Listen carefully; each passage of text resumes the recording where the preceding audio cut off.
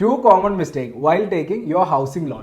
ആദ്യമേ തന്നെ പറയട്ടെ, ഹൗസിംഗ് ലോൺ എന്നുള്ളതും ഒരു നല്ല EMI ട്രാപ്പ് തന്നെയാണ്, ലോങ്സ്റ്റ് ആയിട്ടുള്ള EMI ട്രാപ്പ്. അതുകൊണ്ട് തന്നെ ലോൺ എമൗണ്ട് എത്രയും കുറയ്ക്കാൻ പറ്റുമോ അത്രയും പറ്റും. So there comes the first mistake, low down payment. പൊതുവേ നമ്മൾ 10-15 വർഷം വർക്ക് ചെയ്തതിനു ശേഷം 35-40 വയസ്സിലാണ് വീട് വെക്കാറ്. ഫണ്ണി പാർട്ടീസ് പലർക്കും വീട് വെക്കാൻ പ്ലാൻ ഉണ്ടെങ്കിലും നല്ലൊരു എമൗണ്ട് ഇതിനു വേണ്ടി സേവ് ചെയ്ത് വെക്കാറില്ല.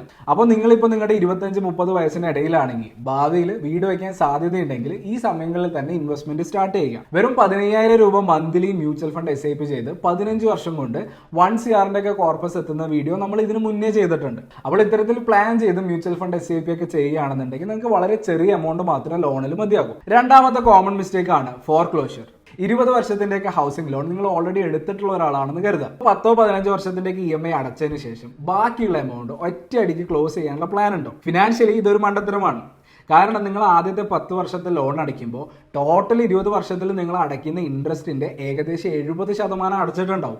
ബാക്കിയുള്ള 30% അടുത്ത 10 വർഷങ്ങളിൽ നിങ്ങൾ അടക്കാം. നിങ്ങൾക്ക് നിങ്ങളുടെ ലോൺ നേരത്തെ അടച്ചു തീർക്കണമെന്നുണ്ടെങ്കിൽ പാർട്ട് പേയ്മെന്റ് ആണ് ബെസ്റ്റ് ഓപ്ഷൻ. അതായത് നമ്മൾ EMI അടക്കുന്നതിന് പുറമെ നല്ലൊരു എമൗണ്ട് ലോണിന്റെ പ്രിൻസിപ്പൽ എമൗണ്ടിലേക്ക് എക്സ്ട്രാ അടയ്ക്കുന്നതിനെയാണ് പാർട്ട് പേയ്മെന്റ് എന്ന് പറയുന്നത്. പാർട്ട് പേയ്മെന്റ് അടക്കുന്നതിന്റെ conditions bank to bank difference ഉണ്ട്.